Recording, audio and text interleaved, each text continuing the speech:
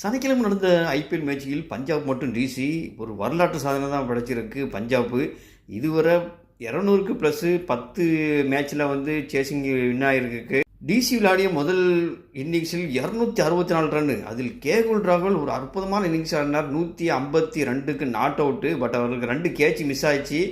அதை பயன்படுத்தி அற்புதமாக 150 கடந்தார். இதோ ஐபிஎல் ஸ்கோர்லேயே அதிகபட்ச ஸ்கோரில் தெரியும். வெஸ்ட் இண்டீஸின் அதிரடி ஆட்டக்காரர் கெயில் 175, மெக்கலன் 158. இன்னைக்கு அடித்த கேகுல் ராகுல் 152 ரன் அடித்தார். அவருக்கு ஒரு நேரம் துணையாக இருந்தார் நிதிஷ் ராணா. அவர் ஒரு 92 ரன்னு. அற்புதமான ஸ்கோர் அடிச்சது 264. இந்த ஸ்கோர் அடிக்கிறது ரொம்ப கஷ்டம்தான் நினச்சோம்.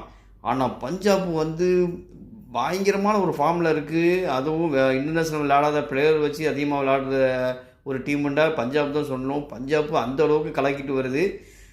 ரொம்ப ஈஸியாக 18.5லேயே எந்த ஒரு ப்ரெஷர் இல்லாமல் அழகான முறையில் வெற்றி பெற்றுட்டு அதில் Arya 43 run, Simran 76 run, captain Shreyas Iyer 71 run, Shashank Singh ஒரு 17 ரன்னு ஈஸியாக அடிச்சிட்டாங்க.